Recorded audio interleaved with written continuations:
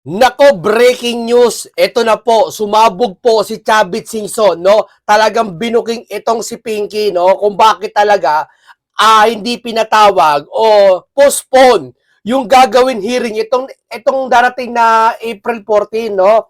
Bakit kaya pinospone ni Pinky? Bakit? Alam niyo bakit?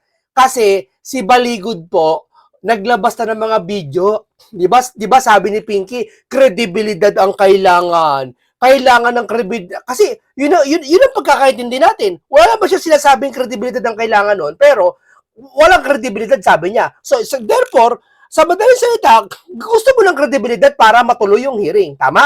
Di ba? Yung 18 Marines. O ngayon, naglabas ng video, ibig sabihin nagkakaroon ng credibility. Kaya nga sabi ko sa inyo nakaraan nakapagtataka Ngayon lang tayo nagkaroon ng investigasyon na hinanapan ng kredibilidad. No? Yung pala, kung gano'n lang pala ang lusot, sa isang investigasyon, ha? Ganun pala. Kung mayaman ka lang pala, bayaran mo lang yung mga taong mag-witness, sabihin mo, mawalan ka ng kredibilidad, ha? Para hindi ka patawag, ha? Para lahat ng, kung paano pala, kung nakasaksi pala yung mga yon ng totoo. Hindi na, kasi walang kredibilidad. Di ba? Yan si Pinky. Ganyan mag-isip yan. Ewan ko ba't pinakikinggan yan, No? Ewan ko bakit na pinamimiyasa to, Hindi ko alam yun. Di ba? Isipin mo, si Chavit, anong sabi ni Pinky? Basahin niya natin sabi ni Pinky nakaraan. Isasariwain ko sa inyo. Ha? Hindi na to usapan kung ano pang sakit-sakit niya. Hindi na, wala yung fake news yun. Walang ganon. Malakas ang ating walang sakit. Reschedule ang flood control hearing. Bili mo, reschedule. Bakit kaya? Kasi nakita mo si Baligo, naglalabas ng video. Nakita mo si Baligo. Kasi, anda na April 14 Di ba? April 14, okay na malapit na ilang araw na lang, Di ba? Ay, hindi. Nakita niya siguro yung mga nilabas na before ni Atty. Baligod na video. Siguro nakita niya, totoo nga to. Yari ako, wala akong lusot. Anong gagawin ko dito? Desperado na sila. Nagtataka ko sa mga ibang vloggers na sinasabi nila na bakit galit kayo? Ha? Talagang kung walang tinatago, magpa-imbestiga kayo. Bakit ikaan niya si Sarah? Ayaw niyo imbestiga? Wala kaming pakialam. Kung ayaw ni Sarah, makukontrol ba namin yon? Pilitin niyo yun. Di ba? Kami dito, katulad ko, sa mga DDS niyo itanong. Kasi yung mga taong neutral, hindi naman DDS na naghahanap ng kasagutan. Ang gusto niyo mangyari, lahat ng kausap niyo DDS. Di ba? Para iisa lang narrative niyo. Di ba? Kasi pag hindi na DDS ang kausap niyo, hirap na kayong makipaglaban. Tama, mali. Di ba? Hirap na makipaglaban to ba? Ito, pag neutral yung kalaban, ano ibubutas nila? Ano ba ako? Neutral ako. Neutral ako. Transparency ako for better democracy ako. Ayan Transparency for better democracy ako. Neutral ako. Ano mangyayari? Hindi, ano kaya gagawin ko? Ano kaya gagawin natin? Walang gagawin, di ba? Sagutin yung tanong. Di ba? Pag DDS, sasabihin nyo, DDS yan. Ang kasabihin, si Sarah mo unahin nyo. Eto, neutral ako. Sino unahin ko, si Sarah? Ha? Ang sa amin, unahin ang sabayan. Pinky, kumilos ka na. Basahin natin. Deferred and isasagawang pagdinig ng Senate Blue Ribbon Committee tungkol sa flood control scandal sa Martes, April 14. Ayon kay Blue Ribbon Chairman Sen. Ping Lacson. Paliwanag ng senador, hinihintay pa ang sumisumiti ang affidavit ni dating Governor Chavit Singson at ang mga karagdagang pirma para sa partial committee report. Wala kang ganyang usapan. Ang usapan nyo tungkol sa partial report na napa-oo ka nasa pamamagitan ni Mig Subiri. Sabi mo, umuo ka. Binulong mo ka mo kay Mig Subiri. Anong sabi ni Mig Subiri in time na yon? Senator Marcoleta, binulong sa akin ni Lacson. Yes daw. Nag-yes ka. Pero, binawi mo rin kasi gusto mo papirmahin si Senator Marcoleta sa partial report. Walang kinalaman doon si Chavit. Walang kinalaman si Chavit. Bukod yung usapang partial report kay Marcoleta yon, Depende kay Marcoleta kung pipirmahan niya yung partial report mo. Na hindi matutuloy ang hearing. Ngayon, iba yung kay Chavit. Ang ginawa mo, pinag-isa niya. Ang sinabi niya, hanggat hindi napipirmahan, sabi niya, paliwanag ni Senator, siya, hinihintay pa ang isumiti ang affidavit ni dating Governor Chavit Singson at ang mga karagdagang pirma para sa partial committee report. Ibig sabihin pala, kahit makapagpasa si Chavit Singson ng affidavit niya na wala pang partial report ni Senator Marcoleta at iba pang senador na pumirma, hindi ka pa rin papayag pala na patawag yung mga dapat ipatawag. Di ba? Ipatawag si Chavit. Bakit nadamay si Chavit? Anong usapan? Bakit? Ba't mo, ibukod mo si Chavit. Kung ayaw mo magpatawag ng 18 Marin sa kagustuhan ni Senator Marcoleta dahil ayaw niya pirmahan yung partial report mo na pinipilit mong papirmahan yun, na kulang nga, kaya nga partial. Ha? Ayaw papirmahan yun, ibukod mo si Chavit. Eh bakit mo pinag-iisa? Anak ng teteng ka naman, di ba? Ba't mo pinag-iisa? Oh, eto, may buwelta si Chavit Singson, ha? May buwelta. May buwelta si Chavit Singson. Bakit? Porkit ba? Ang hinala namin, ha? Porkit ba, dahil naglalabas si Baligod ng video? Kaya nagkakaganyan na kayo? Ha? Pero tignan nyo to, ha? May papakita ako sa inyo na bagong post ni video na kinakatakot talaga ng kalahat na dumating na sa panahon na kung saan takot at takot na lahat sila dito. Eto na. Oh, sabihin yung AI yan. AI anya yan. Ito, mamaya na yan. Surprise yan.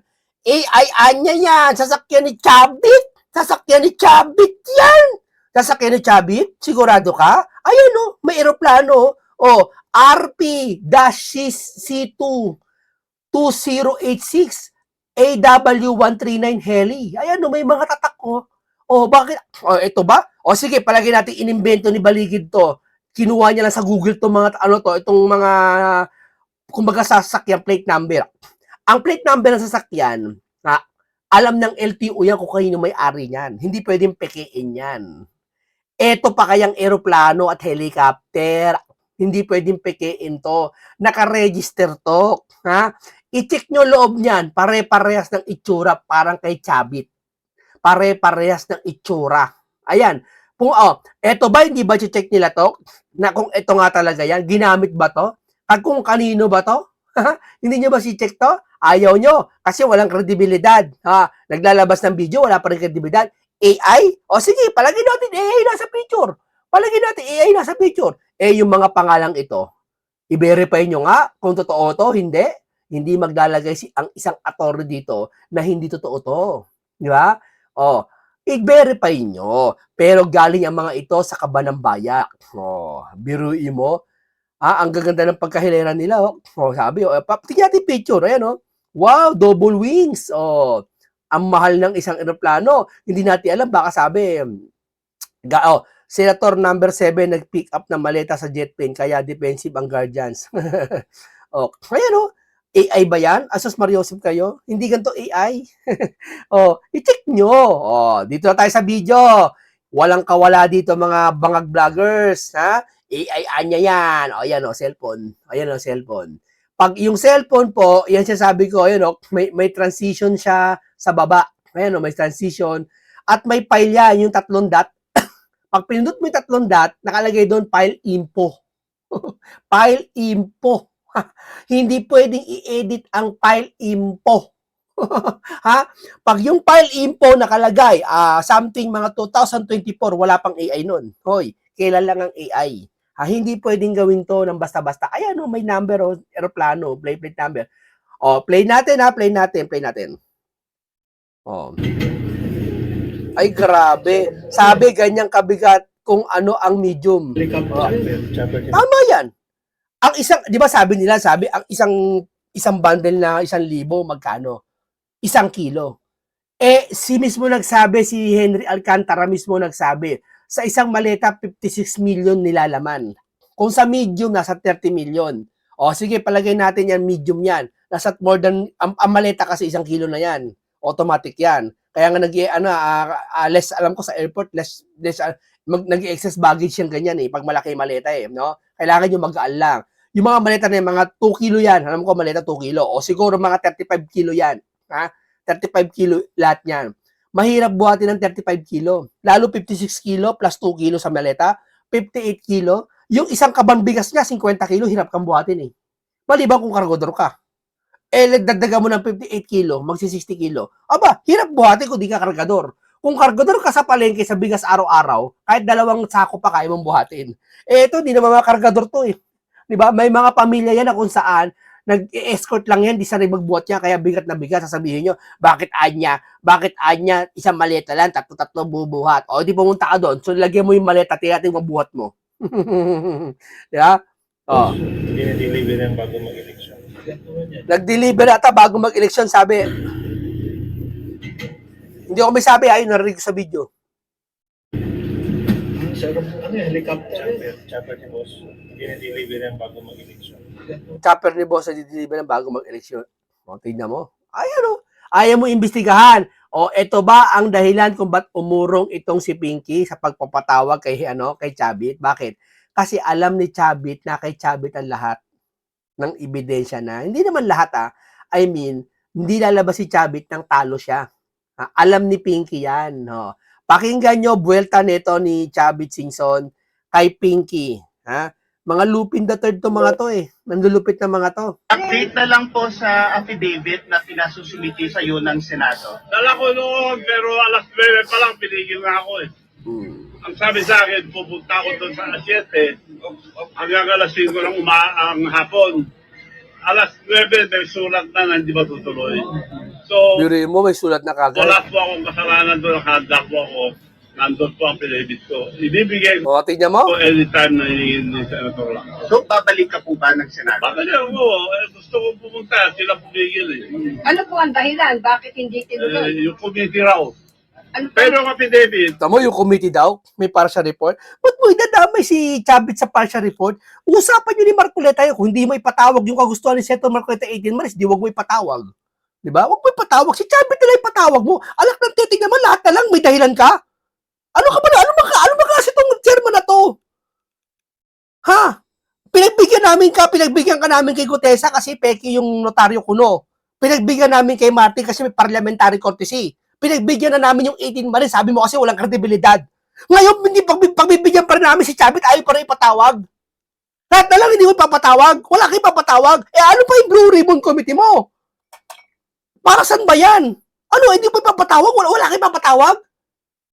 Ipapatawag na naman, kakausapin, tatanungin Matayaw mo, hindi mo magawa. Bakit? May affidavit na, sabihin mo, dadahilan mo, schedule na lang. Diyan ka nagkakamali. Sayang ang oras.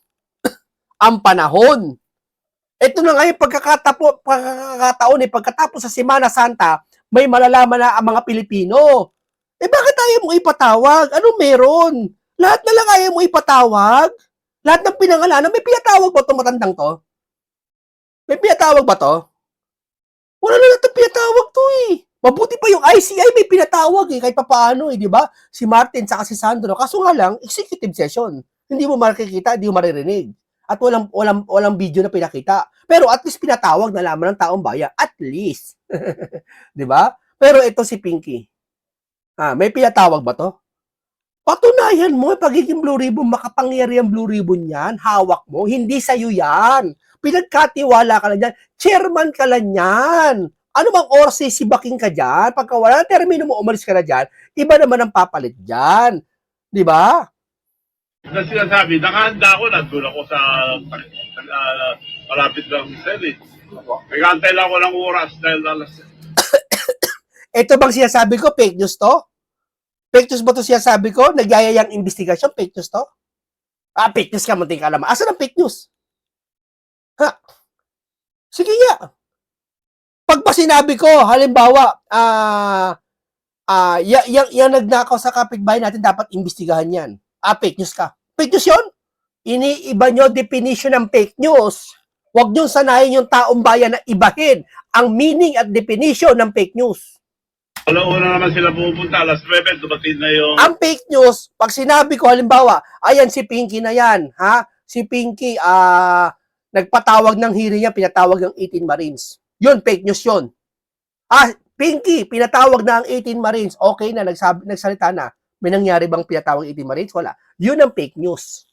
Pag sinabi ko yun. Pero pag sinabi ko, hindi pinapatawag pa ang 18 Marines at bakit at ayaw mag-imbestiga, hindi fake news yun. Katotohanan yun. Sulat na di ba tutuloy? Pwede po bang i-share nyo sa amin kahit konti lang tungkol dun sa affidavit? Dahil sasabit niyo. Wag. Ay, hindi pwede, sila lang pwede bumasa ng affidavit. So, pero ready po kayo o pupunta po talaga kayo sa flood control hearing na? Kung tawagin ako dahil pupunta ko talaga. Para makatulong. Dahil sila naman nagsabi na isumbong sa Pangulo, isusumbong ko sa Pangulo. Ayun Sila sabi isumbong sa Pangulo. Ito kami susumbong sa Pangulo. Nabanggit po ba kayong malaking personality sa sangkot sa flood control, Dok? Of course, yung mga responsible dyan. Senator, Congressman, Mayor, Muna na, doon na lang para di ma-preempt yung hearing. pero napirman yun yung pinamit. Napirma na notaryo na, nakadotaryo na. Naka-ready po ako noong alas 7, dahil alas 7 nung sinabi. Hanggang alas 5 ng hapon. Alas 9 may dumating ng text na hindi na matutuloy. Tama, iniwan niyo na po doon, Ko. Ha? Affidavit, iniwan niyo na po doon? Or Hindi ko na pinigay. Financial nga. kailan niyo po balak i-submit po agad personally? Kung anong sabihin nila. Nag-usap na ba kayo ni Senator Nag-usap Lacson kami ulit? noon, submit ko yung mga affidavit ko sa Asyete, sabi. Nandun na ako sa lugar na yon, hindi ko naman pwede puntahan doon, walang tao ron. Alas 9, may text na sa bahay na hindi ba tutuloy. Pero recently, sir, may Ha? communication na ba kayo ulit ni Senator Lacson? Wala pa, ang sinabi nila, hindi pa sigurado kung kailan. So, hindi kaya nararamdaman nila na meron kayong malaking pasabog kaya Kaya hindi ko lang alam. Alam nila may malaki silang pasabog, hindi kay Chabit. Hindi kay Chabit, kay Baligod. Ito, tansya ko lang. Ito, tsorya ko to.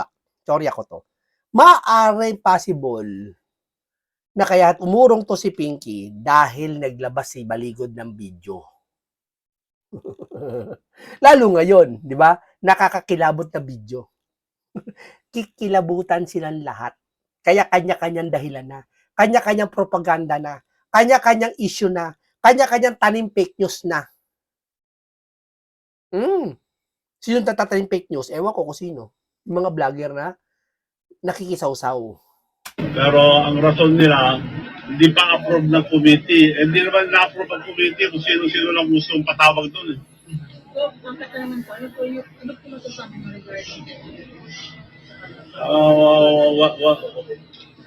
Wala muna. Pagdadasal ko siya. Okay, thank you. paano pag Senator Ping Lacson, bakit ginawa mo namang sangkat? Ito sikat na sikat to si Madarahog. Si Jesus Duque. Ito yung naghahayag sa norte ng mga flood control na sabi fake news daw. Harap-harapan na. Fake news daw to. Harap-harapan pinapakita yung mga flood control doon na wala, sira. Fake news pa rin. Iniba na nila yung definition ng fake news. Basta sa kanila, ang namumuna, fake news. Yon ang kanilang definition. Si Manong Chavit? Ha? Ayan o. Lacson defers flood control probe. Pending Chavit Singson affidavit. Oh. Bakit? Di ba ang deadline mo 7? Oh. Ito yung letter mo eh. Oh, ano sabi dyan?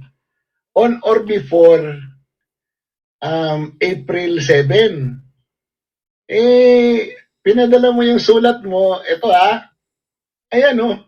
7 din. Papunta na kami doon eh. Magpapile na kami ng affidavit. Alauna ng hapon. Ready na si Manong Chavit. Ayan o. Diyan, nag-ano na siya, nagpapanotaryo na siya dyan. A day before. So, papunta na kami sa Senate na matanggap. Huwag ganun, sir. Di ba? Let us play it fair. Hindi si Manong Chavit ang dahilan bakit mo pinapospond. Dito sa letter mo, one of the reasons is that ang sabi mo, the committee has deferred the resumption of the hearing pending the review and signing of the partial committee report currently before its members. Yun talaga ang dahilan, sir. You are making Manong Chavit the hostage of the signing of the members of the committee doon sa Blue Ribbon Committee Tama, report na hindi natadamay nila lang. pinipirmahan dahil hindi sila sang-ayon. It is not about Manong Chavit. It is not even about this. Dinamay niya si Chavit. Magkaiba yung partial report, magkaibang issue yon. Ibig mo palang sabihin, halimbawa ako may bago na naman lumabas sa witness. Halimbawa lang bago lumabas ako witness. Ibig sabihin mo pala, hindi mo pa daw ipapatawag. Kasi may partial report pa hindi pipirmahan. Unfair ka. Unfair ka. So, ganun pala yun. Ganun pala, kapag gumawa ka pala ng krimen, ha, gagawa lang pala ng partial report, tapos hindi pipirmahan, wala lang makapagtestigo. Kahit yung testigo, nakita niya talaga kung sino gumurgur. Ganun lang pala yun, no, Pinky? Diba? Ganun lang pala, Pinky, no? Ang daling gumawa ng krimen, no? Ganun lang pala. Diba? Ngayon lang ako nakakita, napakaraming kondisyon, napakaraming dahilan. Diba? Testimony. It's about your credibility as the chairman of the Blue Ribbon Committee to have the members of the committee sign the partial report of the Blue Ribbon Committee to make it official. Yun, sir. Huwag mong idamay si Manong Sabit. Magkaibigan naman kayo eh. Sabi nga ni Manong magkaibigan kayo na matagal na panahon. At kilala ka niya at kilala mo rin siya. Alam mo naman yun. Pag yun magsalita at magsabi ng oo yun. At pag magsabi ng petsa, susunod yun. Alam mo yun, sir. Kaya huwag mong gawing rason si Manong Sabit kung bakit hindi natuloy ang hearing. Kasi at the end of the day, malalaman din ng mga taong bayan kung ano talaga ang pinoproteksyonan mo. Ano ang ayaw mo? Hindi malaman ngayon, sir. Hindi sa someday o hindi sa susunod. Ngayon, alam na lahat ng tao na kung sino pinoprotektahan niya. Diba? Alam, wala. Sige, walang pinoprotektahan. Bakit ayaw mo mag-imbestiga? Alam na lang tao kung ba't ayaw mag-imbestiga eh. Diba? Ba't ayaw mo? May tiyatago ba? Si Chabit na yan, oh. May affidavit na siya, oh. Kumpleto na. Andyan na yung tao, pumunta na nga, oh. Andyan na. Andyan na yung appearance niya. Andyan na yung, ano niya. Okay na. Ano pa problema? Ano? Dahil matanda na? Kredibilidad? Parliamentary courtesy? Ano? Anong dahilan mo? Dinahilan niya, kinapit niya yung partial report. Magkaiba yun, kids. Magkaiba yun. Diba? Kids utak eh. Ano ang ayaw mong ipalabas dyan sa Blue Ribbon Committee? Dahil, sir, with all due respect, naman talaga, we will go where the evidence leads us. Hindi naman talaga ganon. Because the evidence is overwhelming na money was delivered to Malacanang, hindi man lang natin tinitingnan. And that Ilocos Norte, particularly the first district, ay mga manumalyang proyekto. O paano, sir? Ha? Sayang ang bayot! At dahil hindi pinatestify si Manong Chabit sa Blue Ribbon Committee, nagalit. Nagalit si Manong. Ipapairam niya yung kanyang mga Egypt. Libreng sakay. Nagwala si Chabit, nagalit, masama magalit. Tumutulong sa kapwa. Diba? Libreng sakay. Diba? Ibang klaseng magalit si Manong. Ha? Kaya galitin nyo ng galitin, baka ilibre niya po ang Pilipinas ng sakay ng mga Egypt niya. Ang bihirang buhay ito. Manong, pabuhay ka. Ang galing mo talaga, hindi ka talaga nauubusan ng iniisip na mga paraan para makatulong sa mga naghihirap na mga taong bayan na sa palagay ko at sa palagay din ng iba, parang hindi naman inaasikaso ng gobyernong ito ngayon. Wala, yung Blue Ribbon, nakilos ba? Anong display? Diba? Anong ginagawa ng Blue Ribbon? Magbigay niya kayo na accomplish niya? Sige niya, bigay kayo. Dapat may accomplishment ka. Kahit sa trabaho may accomplishment ka. Dapat. Buwan-buwan dapat may accomplishment ka. O hindi man buwan-buwan, bilang Blue Ribbon ka, may isang session ka, may isang accomplishment ka. Wala eh. Dahil iniisip nila paano depensa Meron naman palang accomplishment, kaso walang ipinapatawag pa. Ngayon. yung galang mga ninakaw.